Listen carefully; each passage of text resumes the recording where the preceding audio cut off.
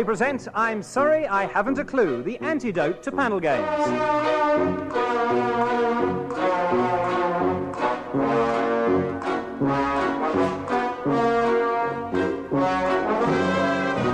At the piano is Colin and your chairman is Humphrey Lyttelton.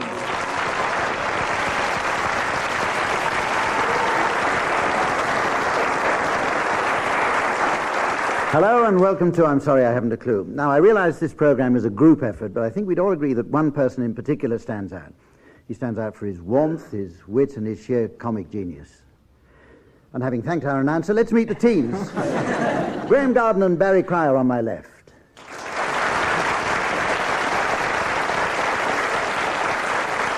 Tim Brooke-Taylor and Willie Rushton on my right.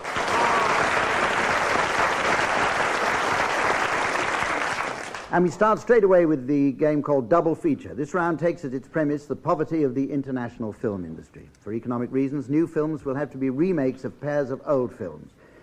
I want you to hear the resulting titles, and I'll award points for anything approaching humour. So let's start with you now, Tim Brooke-Taylor. Oh. Yes. The makers of Watership Down and Trilby have combined to produce Rabbits Out of a Hat. Now Barry Cryer. Oh, sorry. I've combined Privates on Parade with Flashdance for a new film called Good Morning, Judge.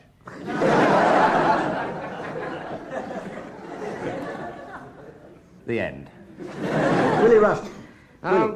This is a huge money saver. This is The Coral Sea, Danish Blue, 20 million Frenchmen can't be wrong, The Italian Job, if it's Tuesday it must be Belgium, Funeral in Berlin, Hotel Amsterdam, No Sex Please We're British, The Spanish Gardener, and it's called The Cruel EEC.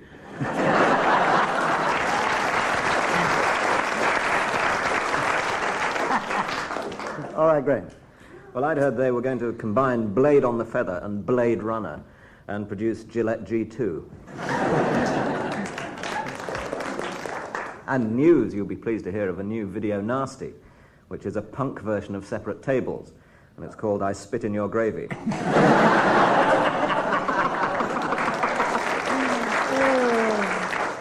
Anybody got any more? Well, I've got a possible here, which is The Mousetrap and Daisy Pulls It Off, and they're just doing No Sex Please. All right, teams, well... I've got another one. Sorry. My doctor knows about it, though. A Man Called Horse, Hell Below Zero, Reds, and The L-Shaped Room. It's a film called Emmanuel Meets Red Rum, which The makers of To the Manor Born and The Matchmaker combined to produce their Man of the Match. All About Eve, No Way to Treat a Lady, and It Came from Outer Space, a new film called Boy George. And they're going to remake Five Mules for Sister Sarah and title it Fair Swap.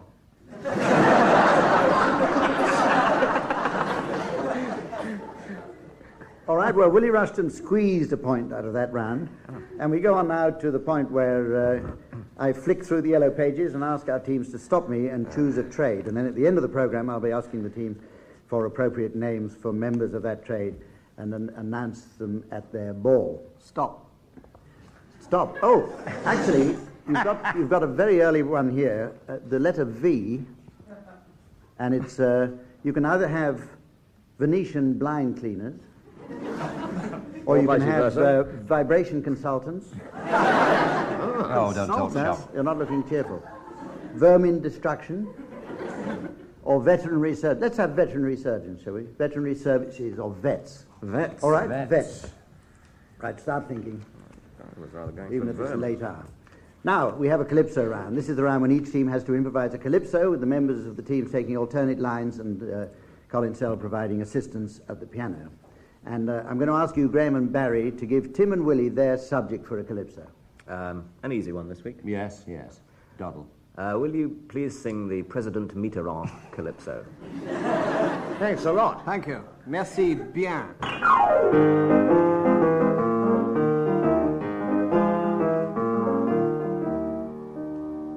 Allô, Monsieur Mitterrand. Allô, Monsieur le Président. Très français. Oui, c'est bon pour la France que vous êtes un homme.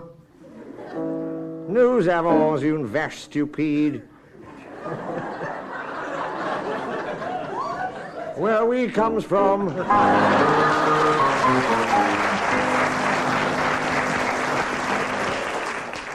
Well, it's lucky we have a bilingual audience here. I'll give you 3 points. Oh, is that what they are? No English. Tim and spoken, Willie, but- now, will you give Graeme and Barry their subject?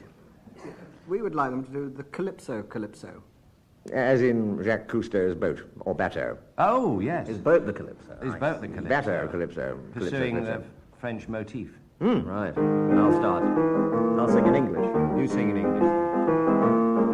I was sailing along in my boat, the Calypso. With the first mate who's a bit of a dipso. We lowered the dinghy, put the oars in the rowlocks.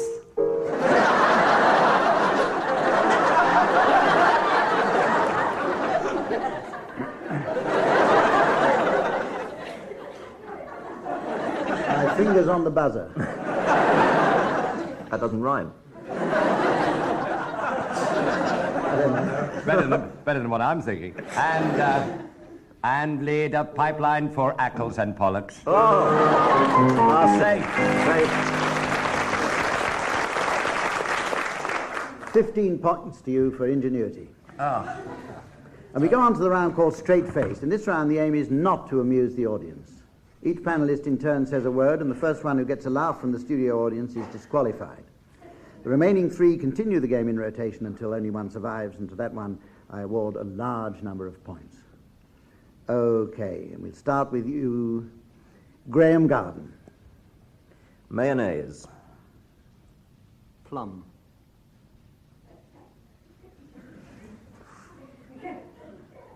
Plinth. Gallows. Egg. Limeswold.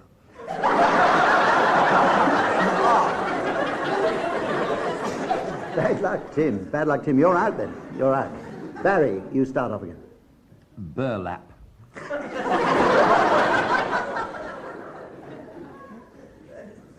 Willie Rushton. that was very between popular. you and Graeme Garden now.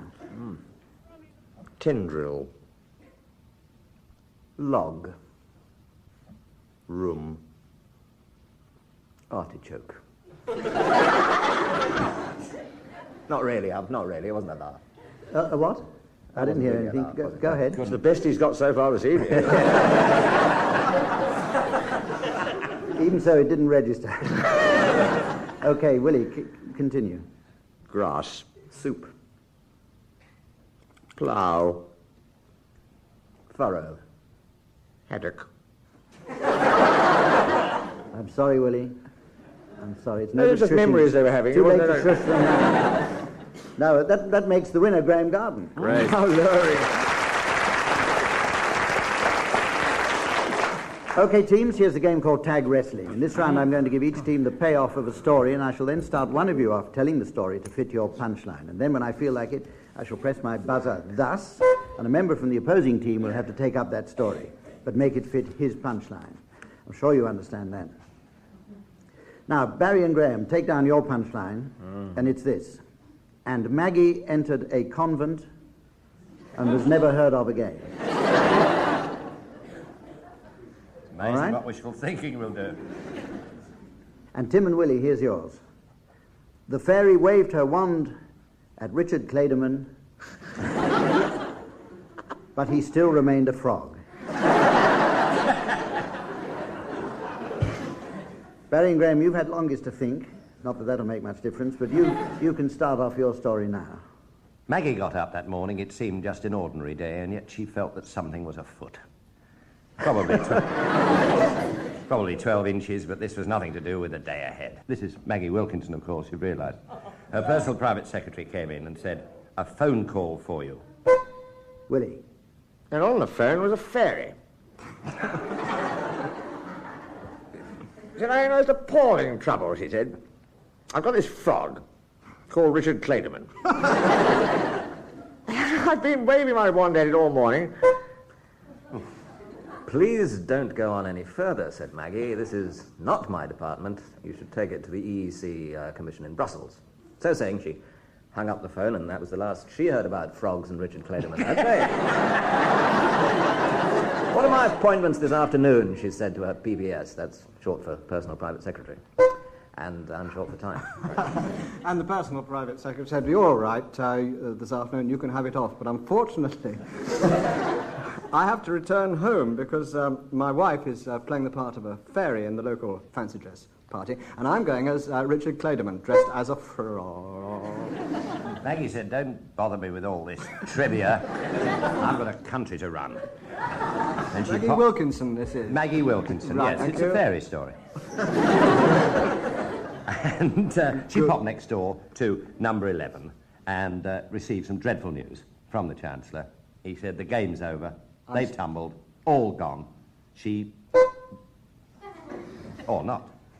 The only thing that can possibly cheer me up is to listen to the works of Richard Clayderman on the piano. Alas, said Maggie, he's still a frog. I've got this fairy who's been waiting in the office outside now for about 3 days due to the rude treatment of the opposition.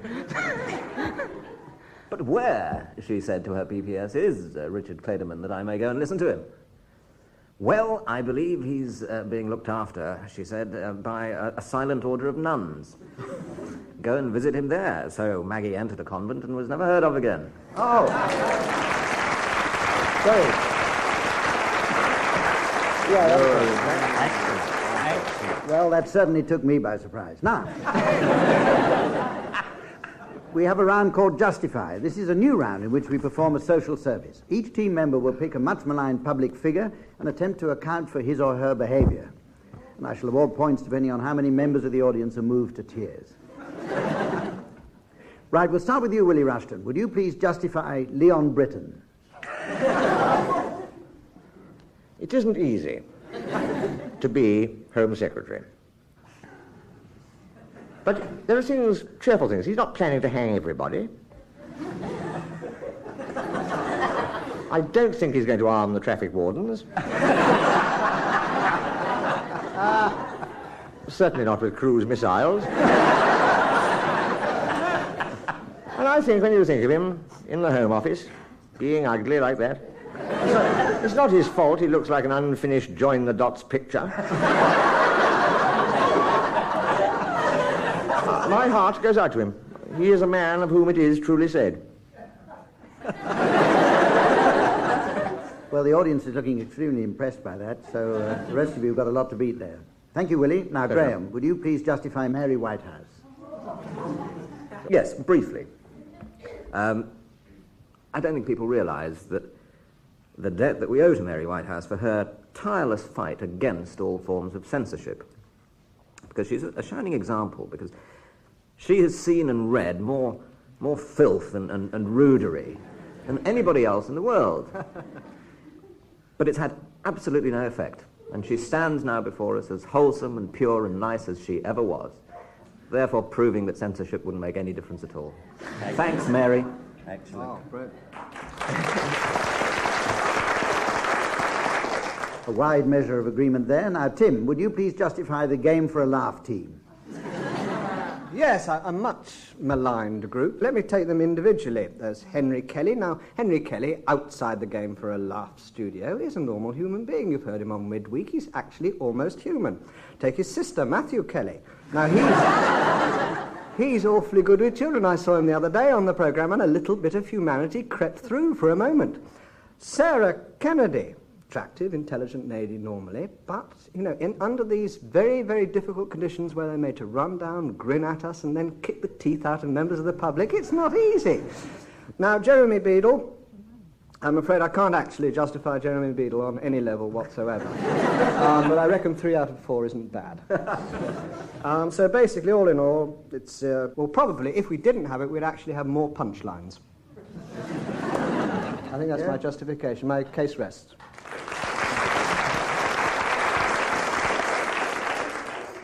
Okay, Barry, now, would you please justify John Selwyn Gummer?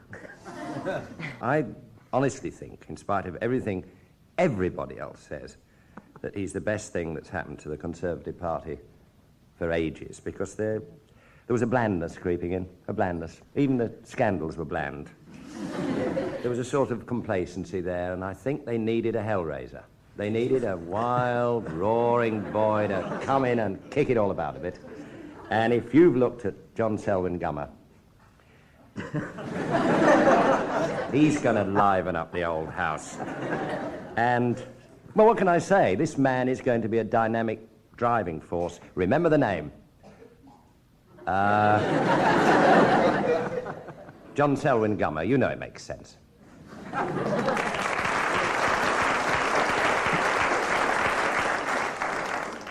Barry wins that one. And we go on now to the ever-popular Mornington Crescent. And this week we're playing the postcode version of the game. This follows a request from the post office to promote the use of postcodes on letters. So instead of saying a street, we want you to give teams its postcode. Do you understand that? Okay, right, will you start now, Willie Rushton? SW5 ORL. Many people put that on letters to me, and I haven't received one yet, but that's it, SW5 ORL. Don't go there. No. Don't go Graeme? there. No, I was going to go north. North? Yeah. NW3 4JL. Oh. Can I go south, Hump? Are you allowed to go south? In this instance, yes. Well, it'll lead to Willie going south. NW2 2HJ. NW1 7RH. That is stupid. Yes?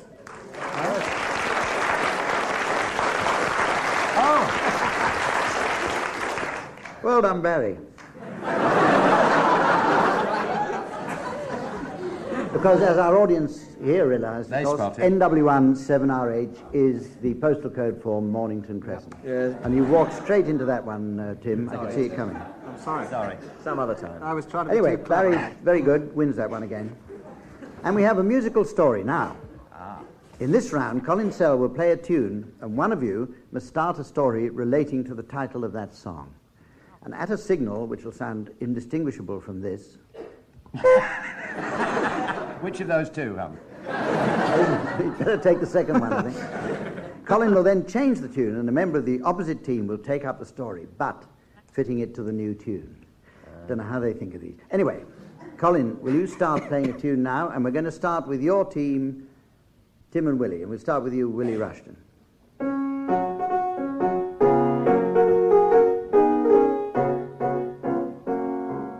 God save the Queen, Willie. This fairy was standing on Ilkley Moor and suddenly realised it was a Yorkshire fairy, so its brain moved slowly, that he was hatless. Good Lord, said the fairy, I must do something about this. Perhaps I could turn Richard Clayderman into a hat. So he set off across the moor with his wand.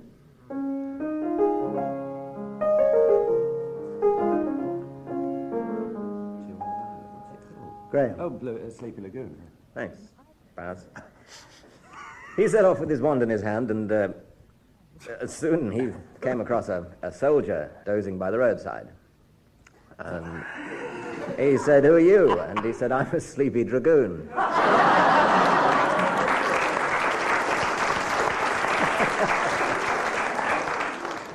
And what's this story about? How do you win this game? Wait and see. Oh, I see. Right. And the soldier said, "I notice you're not wearing a hat." And the fairy said, "This is true. I notice you're wearing two."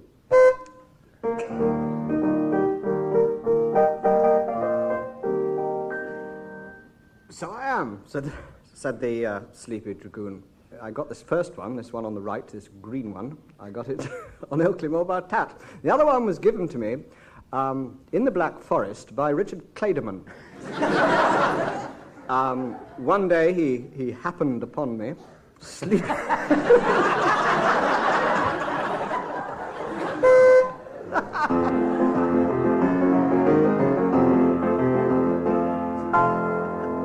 Just like that he did.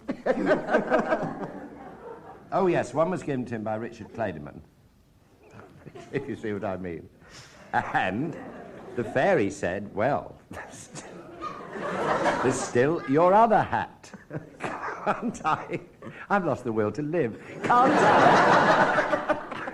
Can't I have your other hat, Sleepy Dragoon? No, riposted the soldier person. I got this in Spain. I've only just got to the point.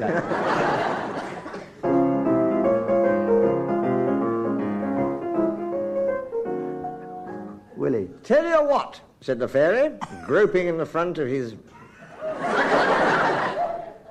40 yards of tulle. I'll trade you for one hat this extraordinary fruit that I discovered. I think you can do better than get 2 hats for a lovely bunch of whatever these things are. Fruits, coconuts. And you ought to see my wife.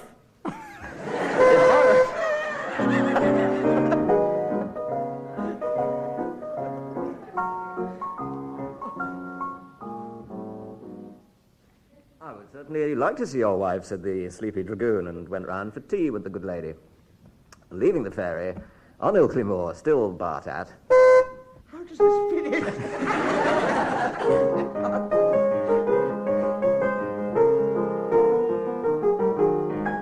And a fellow said, this is my wife. He'd left the ferry on Ilkley Moor Bartat. She's called Susie. And if you knew Susie like I knew Susie, oh dear, you wouldn't be listening to this programme. And at that moment, in came his dog.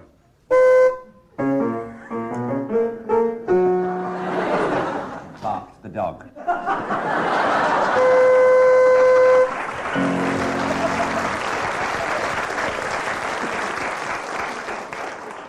I've just been looking up the rules here, and I've discovered that Graeme Garden won about 3 minutes ago.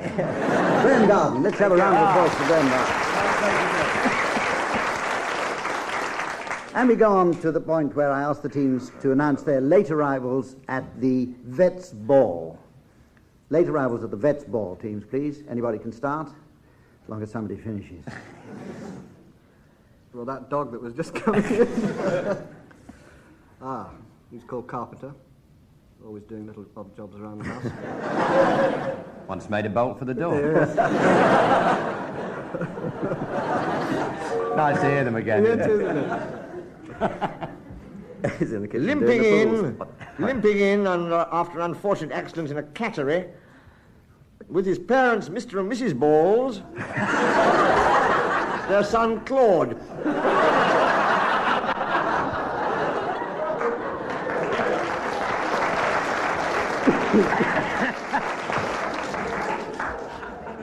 Night all. And he's with his friend Mike Hat's Been Done. He's new to me. Oh, welcome Wayne Sleep, who's just come in. Somebody's whispering a question to him. Oh, it's how are you? Yes, that's the question that has been quietly put to sleep. There's Mr. and Mrs. Dardpoodle and their son Stan Dardpoodle. Exchanging a joke with Mr. and Mrs. Matosis and their son Reg. Well, you try. They're not easy, these.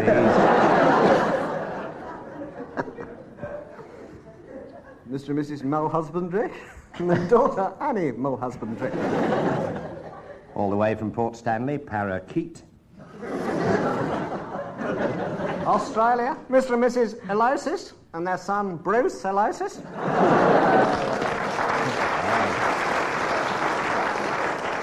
From Paris, from Paris, Mr. and Mrs. Back of a Cow with their son Armand the Back of a Cow.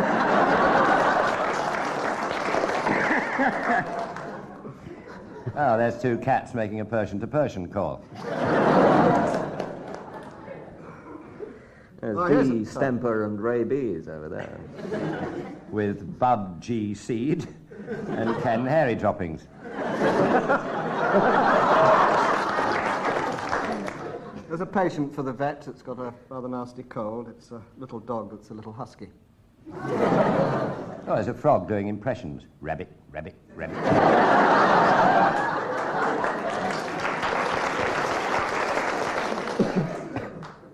think he's in the cabaret with Shirley Bassett. Singing with a little whelp from my friends. Well, teams, time has finally beaten us. Struggling through the door. Wishes she hadn't, but she's come halfway now. Anne Small, will you welcome, please? Anne Small, the really great animal lover. In fact, she loves all creatures, great and small.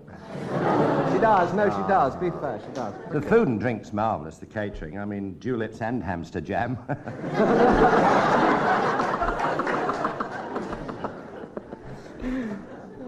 Jack Russell and Bob Martin. Oh, they've taken the powder. Well, we've come to the end of this week's show, says he, suddenly waking up. And so it's, all that's left for me to do is to say goodbye from our teams and myself. Goodbye. Goodbye. Goodbye.